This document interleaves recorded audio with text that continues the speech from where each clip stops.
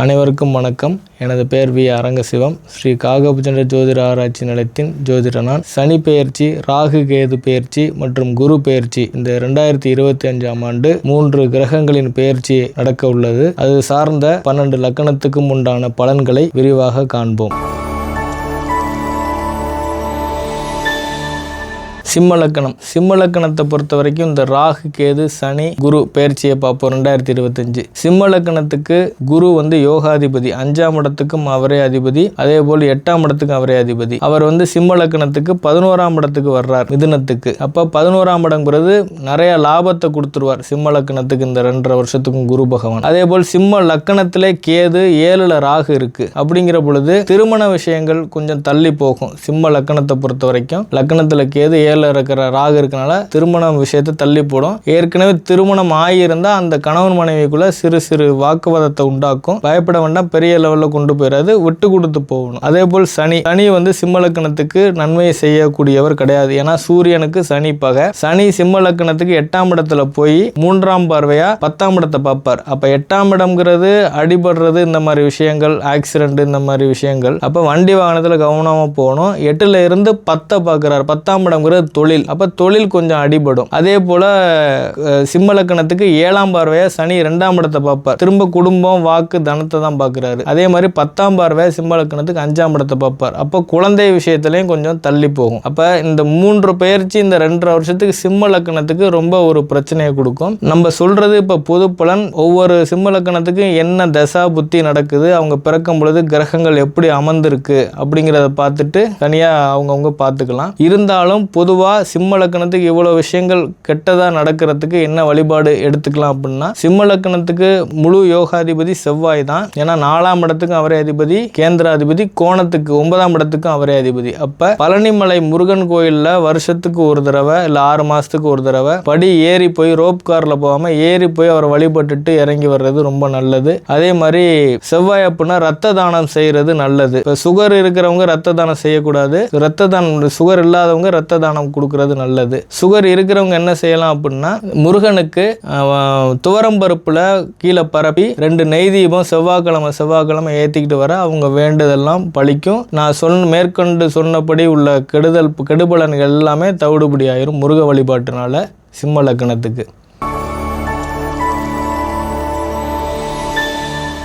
கன்னி லக்கணம். கன்னி லக்கணத்தை பொறுத்தவரை இந்த 2025 சனி ராகு கேது குரு பயிற்சி எப்படி இருக்குன்னு பார்ப்போம். கன்னி லக்கணத்துக்கு பாதகாதிபதி ஆகிய குரு 8ஆம் இடத்துக்கு வர்றார். அப்ப தொழில கவனம் தேவை. அதே மாதிரி 7ஆம் இடம்ங்கிறது மனைவி ஸ்தானம். அந்த இடத்துல சனி போய் உட்கார்ந்துருக்கிறார். 5 கூடையவன் போய் அங்கே உட்கார்ந்துருக்கிறனால இந்த 2.5 வருஷ பீரியடு நீங்க ஓனரா இருந்தா நீங்க செய்யக்கூடிய தொழிலுக்கு மனைவி பேர்ல வச்சு செய்யறது நல்லது. மனைவி பேர்ல வச்சு செய்ய முடியாது, ஏற்கனவே லைசன்ஸ் எடுத்திருப்பீங்க, கொஞ்சம் அவங்கள போய் அங்கே உட்கார வச்சுக்கிட்டு கல்லால உட்கார வைக்கிறது போற இந்த மாதிரி விஷயங்கள் பண்ணிக்கிறது நல்லது. ஏன்னா உங்களுக்கு முழு கெட்டவன் குரு, அவன் தொழில் ஸ்தானத்துக்கு போறனால. அந்த 7ஆம் இடத்துல சனி போய் உட்கார்ந்துருக்கனால மனைவி ரீதியா நம்ம செய்யறது எல்லாமே நம்மளுக்கு சக்சஸ் கொடுத்துரும். அதே மாதிரி குரு பாதகாதிபதியான குரு 5ஆம் பார்வையா உங்களோட 2ஆம் இடத்தை பார்க்கிறார். 2ஆம் இடம்ங்கிறது வருமானம், பேச்சு. அப்ப இதுலலாம் கொஞ்சம் கவனமா இருந்துக்கணும். 9ஆம் பார்வை உங்களோட 4ஆம் இடத்தை பார்க்கிறார். அப்ப 4ஆம் இடம் அப்படிங்கிறது வீடு, வாகனம், இந்த மாதிரி விஷயங்கள். அப்ப வீடு சார்ந்த ஏதாவது ஒரு வாஸ்து சரியில்லை, இந்த மாதிரி ஏதாவது ஒரு நம்மளுக்கே ஒரு உணர்வை தோண்டும், இன்னும் இவ்வளவு நாள் அப்படி இருக்கே, கொஞ்சம் சரியில்லை அப்படின்னு. ஸோ அதுக்குண்டான விஷயங்கள் எல்லாத்தையும் நீங்க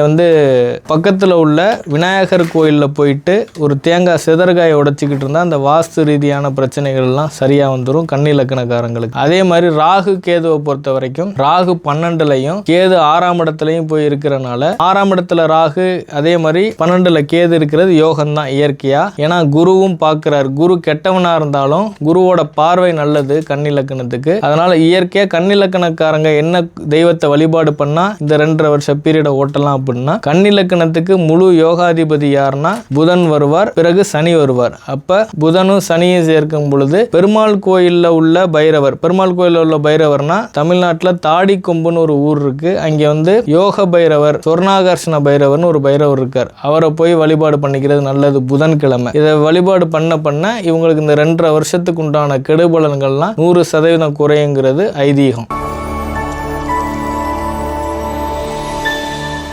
இப்பொழுது துலா லக்னத்துக்கு பார்ப்போம். துலா லக்னத்துக்கு இந்த சனி ராகு கேது குரு பயிற்சி 2025 எப்படி இருக்குன்னு பார்ப்போம். துலா லக்னத்தை பொறுத்த வரைக்கும் சனி வந்து 3ஆம் இடத்துக்கும் 6ஆம் குரு 3ஆம் இடத்துக்கும் 6ஆம் இடத்துக்கு அதிபதி.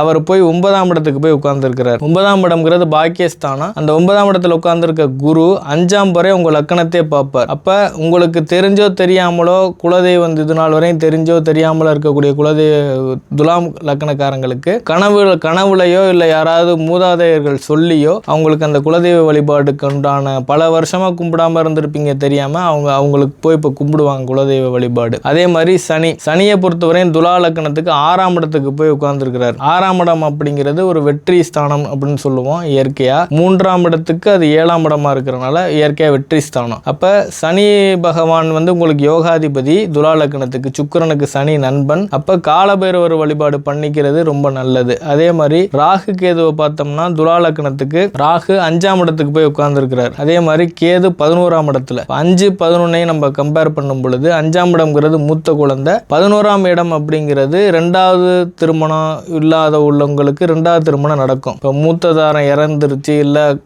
பெண்களுக்கு கணவன் இறந்து போயிட்டார் அப்படின்னா ரொம்ப நாளா வெயிட் பண்ணிட்டு இருக்கக்கூடிய 2ஆம் திருமணத்தை வெயிட் பண்ணக்கூடிய துலா லக்னக்காரங்களுக்கு இந்த 2.5 வருஷத்துக்குள்ள திருமணமாகி குழந்தையும் உருவாங்குறது ஐதீகம். அப்ப இந்த துலா லக்னக்காரங்க எதெல்லாம் வழிபாடு பண்ணா இப்ப நான் சொன்னபடி உள்ள நெகட்டிவ்ஸ் மீட் அவுட் பண்ணலாம் அப்படின்னா துலா லக்னத்துக்கு யோகாதிபதி யாருன்னா சனி மற்றும் சுக்கிரன். அப்ப மகாலட்சுமி வழிபாடும் அதே போல காசியில இருக்கக்கூடிய காலபைரவரை ஒரு தடவை போய் வழிபாடு பண்ணிட்டு வர்றது நல்லது. எல்லாரும் சொல்லுவாங்க 60 வயசுக்கு மேலதான் காசி போகணும். அப்படிலாம் ஒன்றும் கிடையாது. காசிக்கு தாராளமா நீங்க போய் சாமி கும்பிட்டுட்டு வரலாம். ஃபேமிலியோட போய் காசிக்கு போறது ட்ரெயின்லயோ பப்ளிக்கோட போகணும். தனியா நீங்க எடுத்து போறது முதன் போறவங்களுக்கு கொஞ்சம் சிரமத்தை கொடுக்கும். சமூக ரீதியா சொசைட்டியோட பொதுமக்களா ட்ரெயின்ல இந்த மாதிரி விஷயங்களை நீங்க போயிட்டு கும்பிட்டுட்டு வந்தா நீங்க நினைச்சிட்டு இருக்க காரியங்கள் எல்லாமே வெற்றியை கொடுத்துரும் துலா லக்னக்காரங்களுக்கு. விருச்சிக லக்னத்தை பொறுத்தவரை இந்த சனி ராகு கேது பயிற்சி 2025 எப்படி இருக்கும் அப்படின்னா விருச்சிக லக்னத்துக்கு முழு யோகாதிபதி ஆக்கிய குரு உங்க லக்னத்துக்கு 8ஆம் இடத்துக்கு போறார். இப்ப 8ஆம் இடம் அப்படிங்கிறது ஒரு கெட்ட இடமா இருந்தாலும் யோகாதிபதியான குரு அவரோட 7ஆம் வரை உங்க 2ஆம் இடத்தை பார்க்கிறார். அப்ப ரொம்ப நாளா திருமணம் ஆகாம இருக்கக்கூடிய விருச்சிக லக்னக்காரங்களுக்கு திருமணம் நடக்கும். அதே போல் நீங்க பேசுற பேச்சு இவ்வளவு நாள் கெட்டவன் சொல்லிட்டு இருக்கவங்க அப்படியே அவங்க மனசு மாறி ஒரு பேசுற பாயிண்ட் எல்லாம் எடுத்துக்குவோம் நல்லதுதான் சொல்றாரு அப்படிங்கிற ஒரு விஷயத்தை கொடுக்கும். ஏன்னா முழு யோகாதிபதி குரு விருச்சிக லக்னத்துக்கு. அதே மாதிரி 9ஆம் வரை உங்களோட 3ஆம் இடத்தை பார்ப்பார் குரு பகவான். அப்ப 3ஆம் இடம்ங்கிறது முயற்சி தைரிய வீரிய ஸ்தானம். இது நாள் வரையும் கிடப்புல கிடந்த முயற்சி எல்லாம் ஆட்டோமேட்டிக்கா அதுவே வந்து உங்களுக்கு நல்ல ஒரு விஷயங்களை செஞ்சு கொடுத்துட்டு போயிடும் உதவி. அதே மாதிரி சனியை பொறுத்த வரைக்கும் 3ஆம் இடத்துக்கு 4ஆம் இடத்துக்கு சனி அதிபதி. அவர் போய் 5ஆம் இடத்துக்கு உட்கார்ந்து இருக்கிறாரு. 5ஆம் இடத்துல உட்கார்ந்து அவருக்கு வீடு கொடுத்த குரு அவர் கேந்திரத்துல போய் உட்கார்றதுனால முதல் குழந்தை நிறைய விருச்சிக லக்னத்துக்காரங்களுக்கு இந்த சனி பயிற்சியானோனையும் அழிஞ்சிருக்கும் விருச்சிக லக்னக்காரங்களுக்கு. அப்ப இந்த ட்ரீட்மெண்ட் மூலியமா ரொம்ப நாள் ட்ரை பண்ணிட்டு இருக்கிறவங்களுக்கு விருச்சிக லக்னக்காரங்களுக்கு இந்த 2.5 வருஷத்துக்குள்ள ஒரு குழந்தை செல்வத்தை கண்டிப்பா இந்த சனி பகவான் கொடுத்துருவாரு. அதே மாதிரி ராகுவை பொறுத்தவரையும் 4ஆம் இடத்துலையும் கேதுவை பொறுத்த வரைக்கும் விருச்சிக லக்னத்துக்கு சிம்ம வீடு ஆகிய 10ஆம் இடத்துல போறார். அப்ப 4, 10 அப்படிங்கிற பொழுது வீடு மனை மற்றும் தொழில் இதெல்லாமே நல்லபடியா பண்ணி கொடுக்கும் குருவோட பார்வையில ராகு மேல விழுறதுனால விருச்சிக லக்னக்காரங்க வழிபட வேண்டிய தெய்வம் அல்லது பரிகாரம் பாத்தீங்கன்னா குரு பகவானை தான் கும்பிடணும். அது சித்தர்கள் ஜீவ சமாதி. அதே போல் முருகன் வழிபாடு. முருகன்னா திருச்செந்தூர். ஏன்னா விருச்சிக லக்னம்ங்கிறது நீர் வீடு. அப்ப நீர் ஓரத்துல உள்ள முருகன்னா திருச்செந்தூரை தான் எடுத்துக்கணும். திருச்செந்தூர் வழிபாடு வருஷத்துக்கு ஒரு தடவை 2 தடவை பண்றது விருச்சிக லக்னத்துக்கு யோகத்தை கொடுத்துரும். சனி பயிற்சி ராகு கேது பயிற்சி அதே போல் குரு பயிற்சியை பார்த்தோம். 2025க்கான பலனை பார்த்தோம். ஜோதிட ரீதியாவோ வேற வாஸ்து மனைகள் ரீதியாவோ எதுவும் சந்தேகங்கள் இருந்தா கீழே கொடுக்கப்பட்டுள்ள நம்பருக்கு தொடர்பு கொள்ளுங்கள். அப்படி இல்லைன்னா அலுவலகத்திற்கு வந்து நேரில் சந்திக்கலாம்.